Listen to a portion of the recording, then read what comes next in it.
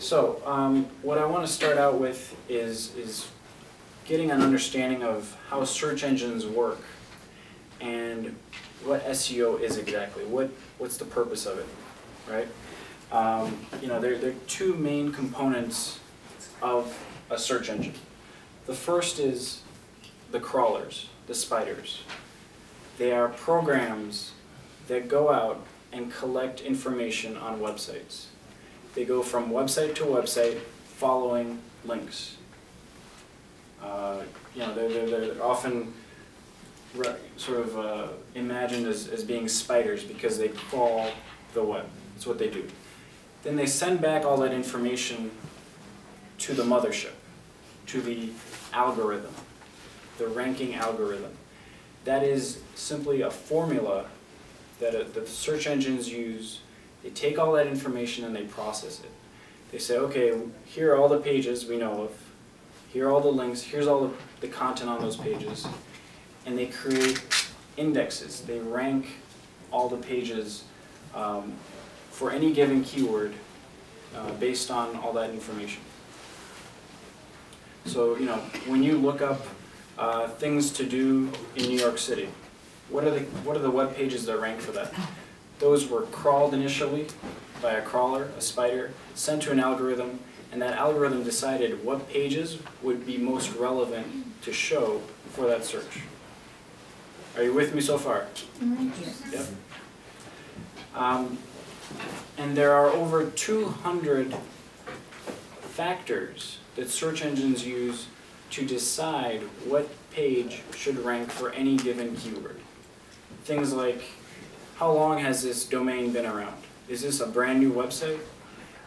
Does the domain have a .com at the end? Does it have a .edu or a .gov? Or is it a .fr, a French website?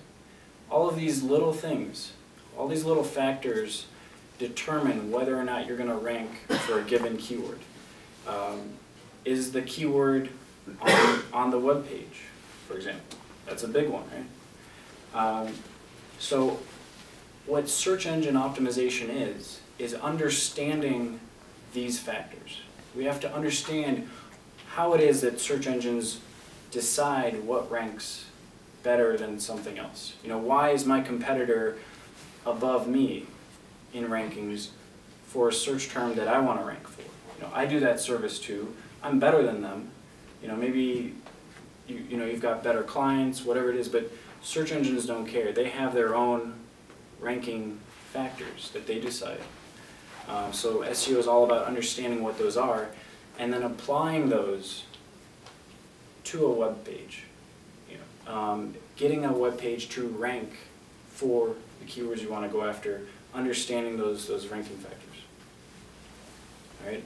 So now I'm going to go through and kind of give you some tips, right? So to recap, once again, search engines, using multiple ranking factors, and SEO's understanding, interpreting those factors, and making use of them to rank better. Okay, it's the process. And it's not like Google goes out and says, hey guys, here are 200 ranking factors, go get them.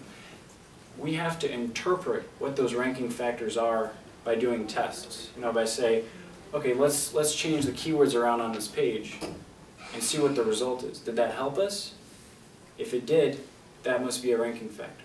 If it hurt us, well, it's not. So it's all, SEOs like myself have done testing over and over to figure out exactly what it is that helps you rank in Google. But you don't have to know all of those factors to do well. I'm going to give you 5 essential, just basic tips when you're working on your site to get started. So the first and most important thing you could do on your website is to have a separate page for each of your services or products. If everyone just did this alone, it would help immensely. So what that means is not to just have one page that lists everything you do with all the information about those services or products. And your homepage cannot rank for every keyword you'd like to rank for. You need to split it up. Put different groups of keywords into silos. So create what are called subpages. And each subpage should focus on a theme. So I'm going to show you an example of one of our clients. This is a heart doctor organization. They have a practice. They've got multiple practitioners on staff. And their homepage is focusing on one group of keywords, the general ones: heart doctor, cardiologist, things that are generic to the organization as a whole. They're not trying to target every keyword right on the homepage. Instead, they have subpages. So these right here, those links on the homepage go to subpages. So when they're, echocardiogram, for example, that's a specific type of test, right, that people are searching for. When they want that page to rank, they link to it and send them to a specific subpage, a unique subpage that has all the keywords relating to this service. Right, so from the homepage we have a page that's targeting just cardiology, heart doctor in general, and we link to subpages that are more specific to one theme. Okay, this is very important. That's number one, right off the bat. Two, you want to link to those pages using descriptive keywords. We link to them using the words that actually describe what's on that page. The links here, when you click on a text link, that's called anchor text. And whatever words you put into that link tell search engines what that page is about. So a crawler is on a page, and there's a link that says, blueberry muffins, links to another page. The search engine is going to assume that that page being linked to is about blueberry muffins. It's logical, right?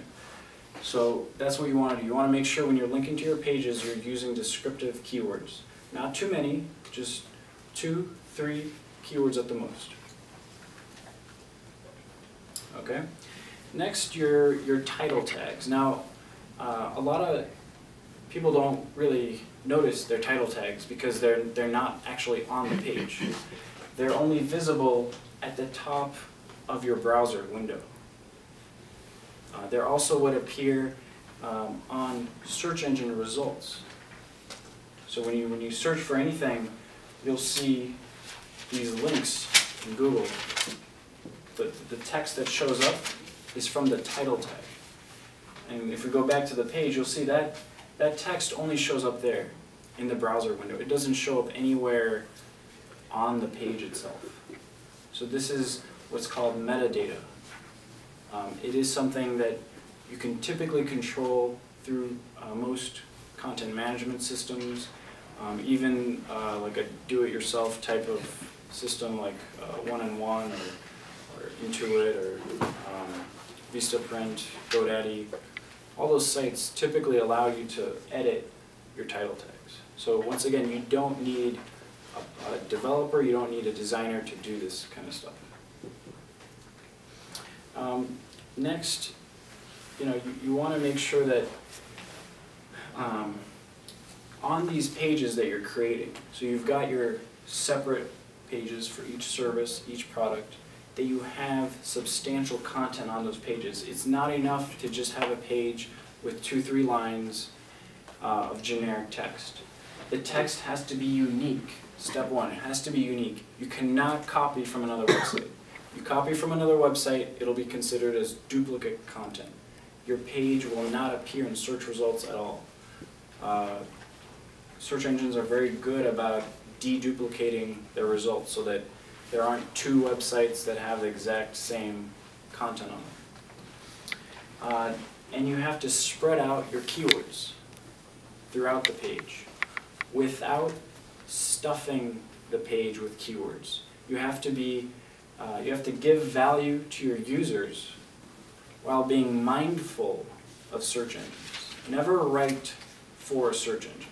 The second you start writing just to fill up the page, just thinking about keywords, that is when you can get penalized. You can get penalized for overusing keywords. So just write using natural language. Read it and ask yourself, does it make sense? Does this give value to my users? And obviously you're trying to sell, right? So your copy needs to sell. It can't just be gibberish and kind of go on and on. It's great to break it up with bullet points, subheadings, whatnot. Substantial content on here. It's written for your users. You're mindful of search engines. And next, the thing is, make sure to keep your content fresh. This is crucial. You can't just launch a website and let it sit. You have to update that website with fresh content. When a crawler comes to your page and then comes back again 2 weeks later and there's nothing new on it, that's not a good sign. They come back a month later and there's still nothing, and it's just the same page and nothing's changed. Come back a year later. It's not a good sign for your ranking. When you're competing against websites that are updating their site on a daily basis with fresh, relevant content. So the best and easiest and sort of highest ROI option I would recommend is to write at least one new page. It could be a blog post, it could be a new article, whatever it is, per every 2 weeks. I think that's a reasonable sort of goal to set for yourself. I realize most of you don't have a full-time staff, you don't have a lot of time, this is all sort of weekend work, and you don't want to just write to write. You want to write articles that use your expertise. Every one of you is an expert in something. You've got a website, you're selling something, you're providing a service, you know all about that service, you know what your users need. So for this particular client, they write about cardiology. They write health articles, how to keep your heart healthy, what to look out for, foods to eat, foods to avoid, activities. It's things they know about, it's things that are relevant to their users, and this also not only adds relevancy to the website by adding more content, it keeps it fresh.